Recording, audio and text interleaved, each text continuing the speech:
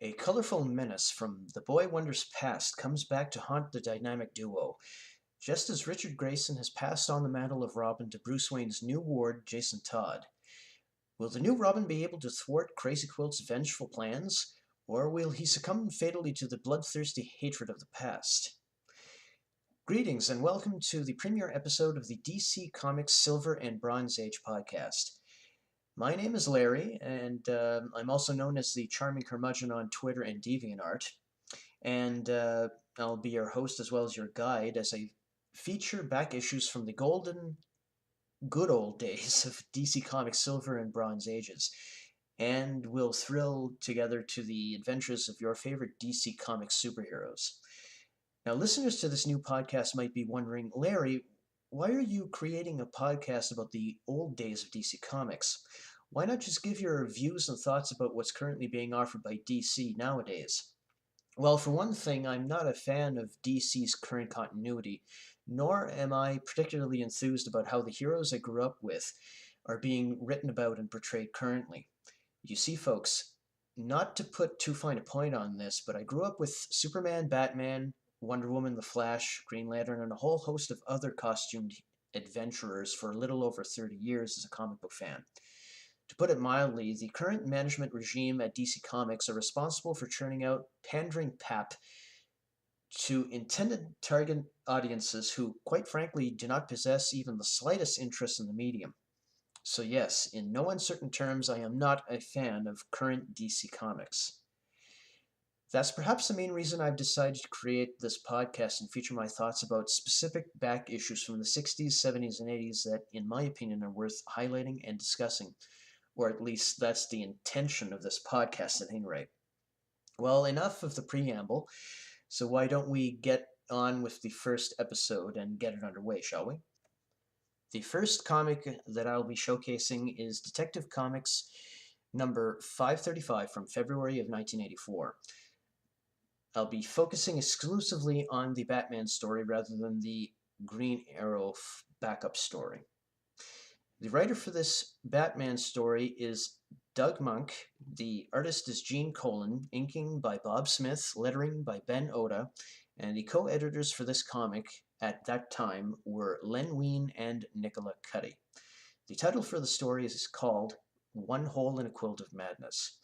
The events of this story follow directly from the previous events in Batman number 368, which was also published in February of 1984. The storyline involved a third-tier villain, a former painter and professional criminal by the moniker of Crazy-Quilt, and his scheme to once again seek vengeance against the Cape Crusaders, in particular Robin, the boy wonder, for accidentally blinding the villain after he underwent a successful eye surgery to restore his sight. In the Batman issue, the mad criminal painter had his sight restored for the second time thanks to a bizarre high-tech procedure connecting cameras fixed atop a special color helmet via wires directly into the optic centers of his brain. Quilt then callously murdered the man responsible for restoring his sight over an argument about payment for the surgery. He then puts his potentially murderous scheme into motion. Unbeknownst to Crazy-Quilt, however, Richard Grayson had just 2 days prior bestowed the mantle of Robin to Bruce Wayne's second ward, Jason Todd, whose parents were brutally murdered by a vicious gangster named Killer Croc. And by the way, never mind the ridiculous retconning having Two-Face be the killer of Jason Todd's parents. Forget that noise. That's just ridiculous anyhow. Batman and the new Robin go out on a series of low-level exploits to test Jason Todd's skills, battling and defeating street thugs. On yet another patrol sometime later, Batman spots a series of strange colored lights fixed to the roof of a bank, which he then investigates, leaving Jason Todd in a nearby alley as backup. Left alone, the new Robin is brutally attacked by Crazy-Quilt, who lured Batman to seek out a false trail so he could leave Robin alone and unguarded. The mad criminal makes short work of Jason Todd, leaving him battered and bloody like a tattered rag doll in the garbage-strewn alleyway for Batman to find. Anguished over leaving his new partner defenseless against a merciless criminal, Batman takes Jason back to Wayne Manor in the hopes that the youth will recover there. Thankfully, Jason does, but not without troubles. After a brief argument about Jason's fitness to resume his identity of Robin to go after Crazy-Quilt, Jason Todd nonetheless disobeys Batman, knocking his mentor out and rushing out into the night to confront the demented ex-painter. After reading the small note Jason Todd left behind in his pursuit of Crazy-Quilt, Batman goes out on an urgent quest to rescue Robin, and soon afterward, the new Boy Wonder ably assists the Dark Knight detective in causing the defeat of the mad ex-painter and sending him back to prison. Now, I think the events of Detective Comics 535 and in Batman 368 were truly Jason Todd's baptism of fire in assuming the role of Robin. Now, even though Jason was facing an old foe of the previous Robin, Richard Grayson, he still faced the impending threat of death at the hands of Crazy-Quilt, who thirsted for revenge against the young costume crime fighter responsible for his past defeats. Writer Doug Monk did a splendid job in conveying several themes running parallel throughout the narrative of the story. Firstly, the need for revenge, specifically on the part of the insane criminal featured in this story. Secondly, and I think most importantly, the legacy of Robin bestowed to Jason Todd by Richard Grayson and the identity's sordid history surrounding it. As unintentional as the subsequent consequences were in retrospect, by virtue of the fact Richard Grayson has passed on his identity to a young teenage novice, Jason Todd has essentially brought onto himself the responsibilities as well as assuming all of the sordid history and bad blood which the identity of Robin no doubt maintains. I must say that is quite an enormous burden for a young man, especially like Jason Todd, who is barely into his teenage years. It goes without saying, Robin's shared legacy in crime fighting, battling the bizarre rogues gallery of colorful villains alongside Batman, would have its share of pent-up bad blood over the course of years, if not decades. Likewise, dangerous and bizarre criminals like the Joker, the Penguin, the Riddler, and other colorful villains would find it a necessity, if nothing else but to assuage their broken pride, to want revenge against their mutual foes, the Caped Crusaders. In Crazy-Quilt's case, overlooking his status as a third-tier costumed villain in any truest sense, his need comes not from only past defeats, but also because of his sight, so precious to one who paints, was accidentally taken by Robin. Crazy-Quilt's hatred for the Boy Wonder was all-consuming, and no matter who wore the red tunic, green elven boots, and yellow cape, that was his primary objective: bloody revenge. Another interesting parallel seems to appear between the Dark Knight detective and the criminal in question, notably where the theme of revenge is concerned, which by extension highlights the fundamental motivations for Batman's ongoing war against crime.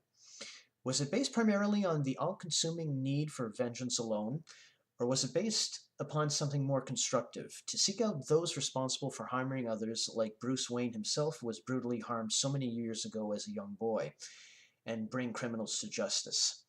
Ultimately, one would have to suppose that that argument would be Batman's own burden to bear every time he donned his costume, venturing out into the night to take on criminals, defeating them and awaiting the intervention of the law so that they can take over in the never-ending process of law enforcement in Gotham City.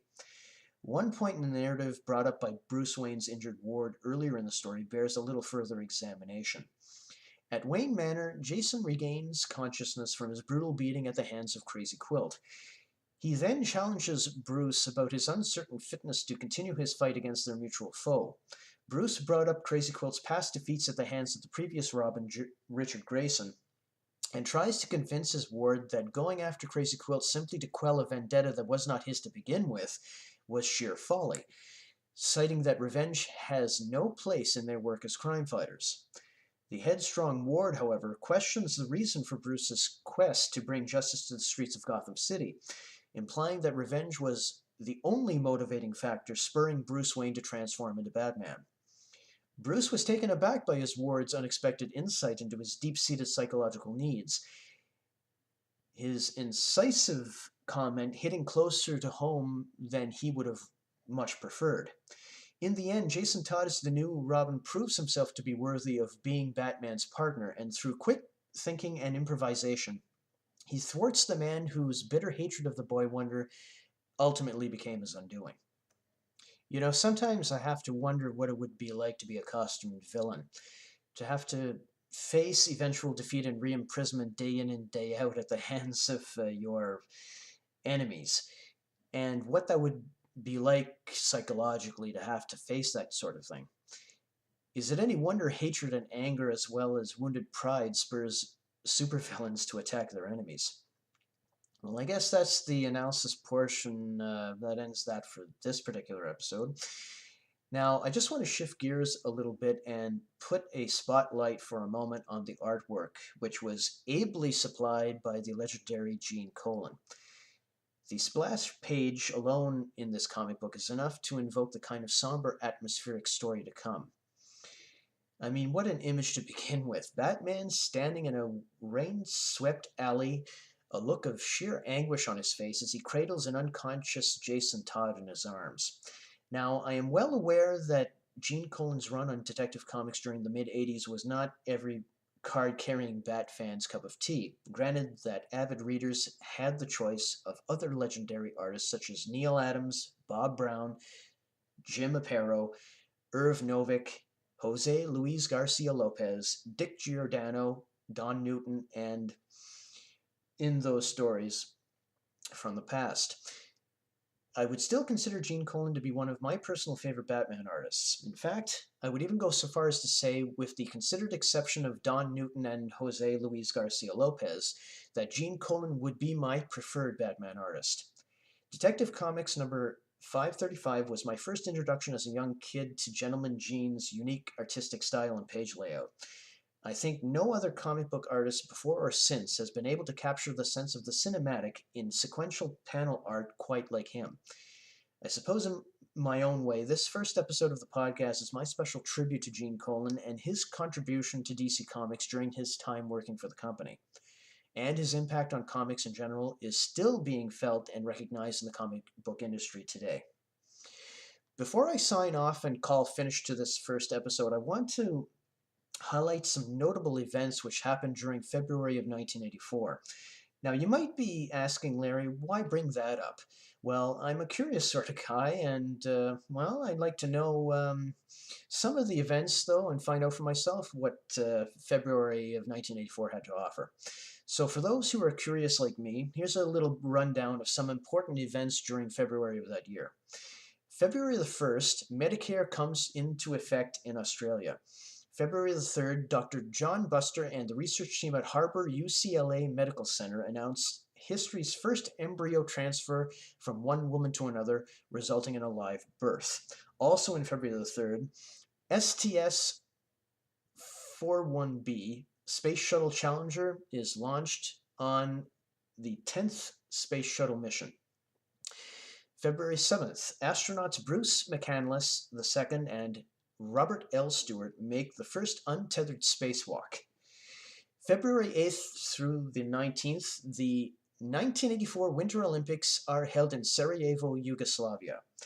February the 13th, Konstantin Cherenko succeeds the late Yuri Andropov as General Secretary of the Communist Party of the Soviet Union. February the 23rd, TED, the conference, as we all know, was founded. February the 26th, the United States Marine Corps pulls out of Beirut, Lebanon. February the 29th, Canadian Prime Minister Pierre Elliott Trudeau announces his retirement in Canada. Now, also in entertainment, February held some important events also.